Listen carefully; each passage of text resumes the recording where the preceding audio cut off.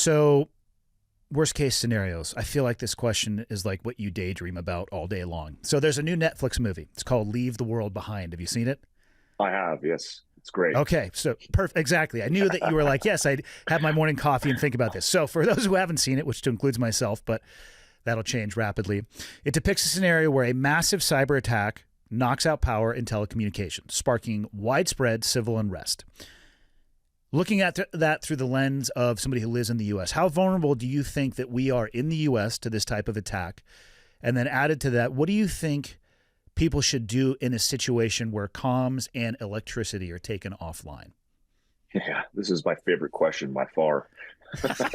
um, so, yeah, Leave the World Behind is a great depiction of the potential. And I think we're closer to that than we've ever been in history because of the advancement of technology to include AI, but power grids, the list goes on. A study was done on power grids in the United States.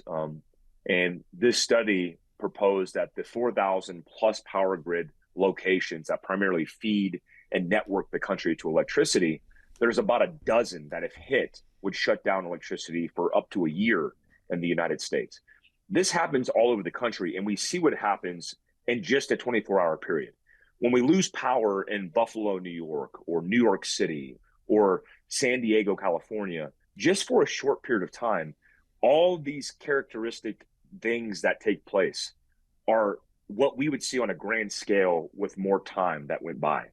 We see exploitation of people. We see the abuse of powers. We see people pillaging and stealing and violently attacking. We see all the things that take place. Here's my concern. With technology, we've bought into the idea that it's bringing us more efficiency and further optimizing our life in the future.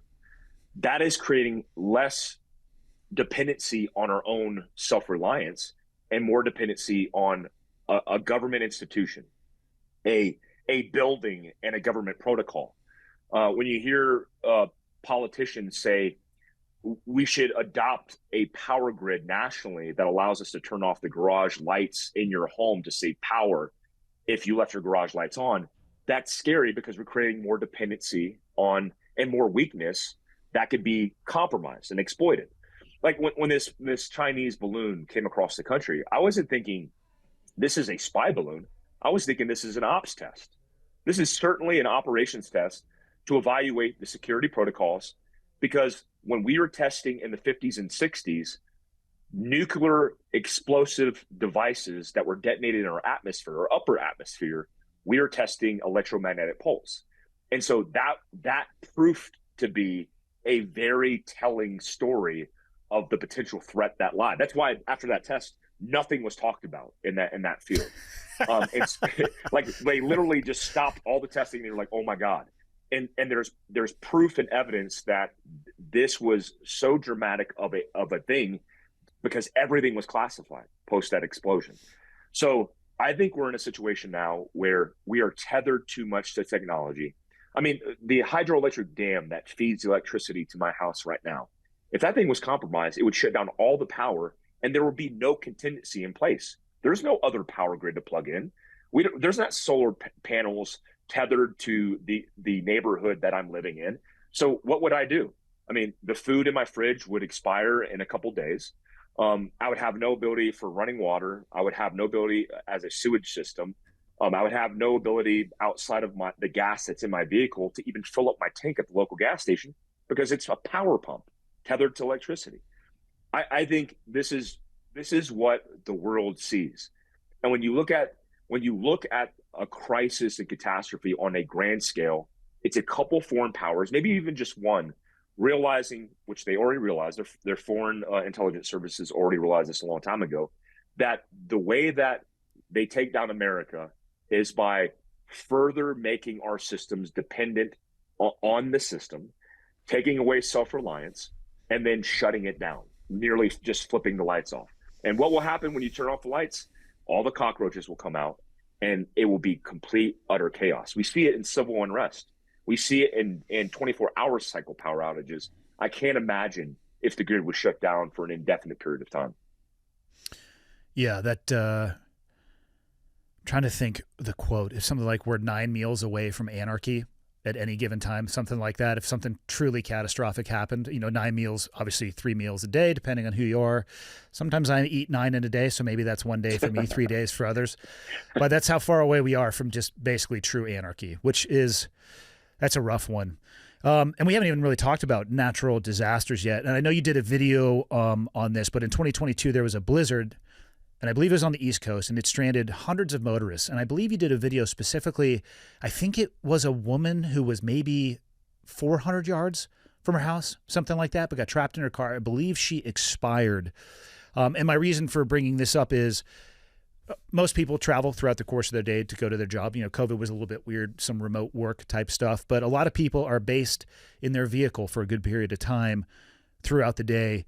What do you recommend people have in their vehicle? Yeah, good question. I think in that case, it was a freak winter storm, but aren't all these catastrophes freak something? I mean, aren't they? Sure. Aren't they seemingly reported as anomalies, but they seem to be happening more often? Or is it they've always happened and they're just being reported on and talked about more often? I think that's more the case. So, when it comes to vehicle preparedness, mobility preparedness, we've been doing a lot more mobility trips together. We got some planned in the future in 2024.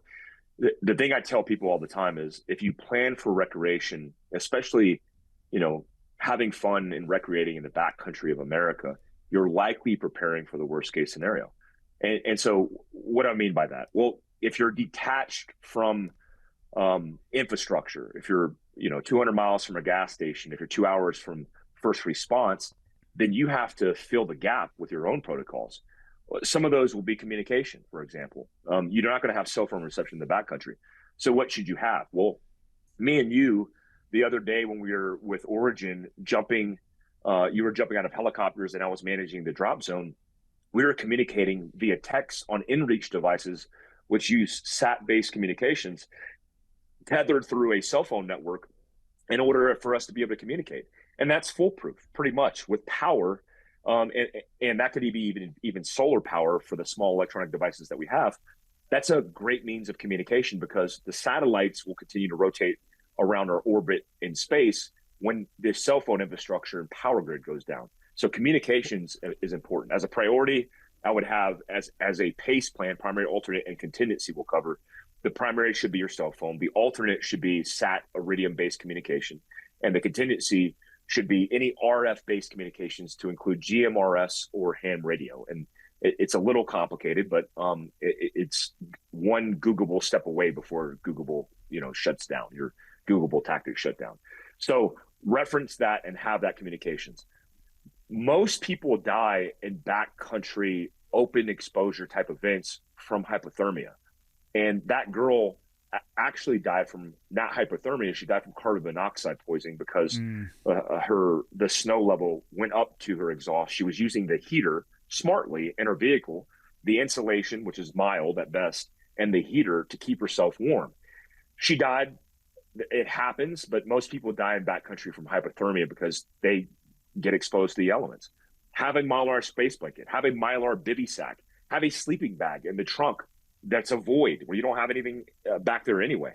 Have it even during summer days, because it could be 115 degrees in Phoenix, Arizona. If you're in a vehicle accident and you're bleeding, you potentially could become hyperthermic. I mean, when you lose blood, your core body temperature reduces. So have that as a plan.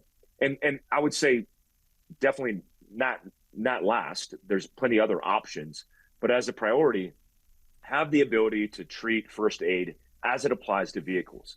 We see a lot of burn victims in vehicles because you're driving a vehicle with a 15-gallon at a minimum fuel tank underneath it. If you're in a vehicle accident or you come across a vehicle accident where there's a burn victim, not understanding protocols could actually do further harm. For example, putting bandages or putting water on a burn victim is the worst thing you could do. Simply have burn bandages and understand that protocol and have that in your vehicle. Have all the things tethered to first aid. For example, have the ability to SAM splint a wound. If you break or injure your neck or your extremity, you need to isolate and immobilize because you have to get to a higher level of care. And you're not typically thinking about that when you're thinking about treating the injury. You have to actually transport the injured, to include yourself, potentially a long time over whatever kind of conditions that you're at. So have that ability. Lastly, let me fill this gap. It's recovery and maintenance. We ran into this in the backcountry of Moab. We had imagery that showed a route that didn't exist. We adapt. I think it was, man, I'm glad that media wasn't there, but I wish secretly there was like a third party filming that entire thing, because it could have been a great documentary on the mindset and the technical skill sets of people who are trained, because nobody got stressed out. Everybody worked together. We adapted, and we did so happily. And because we're trained, that was just a life experience that was really fun. But for most people, they would have fell apart. I mean, some people would just quit, try to start a fire, probably couldn't start a fire, and then try to call SOS and send up the balloon. Be prepared in the backcountry with maintenance and recovery. That's going to facilitate your mechanical tool to get out of harm's way if something happens. It could be a tire flat. I mean, we lost the side puncture. We lost a tire, but we did a NASCAR pit change and changed it in like 2 minutes, and we're back on the road and able to continue. If we didn't have that, it would have been a lot more difficult to get out of that situation, but we planned for contingencies and we had the right equipment.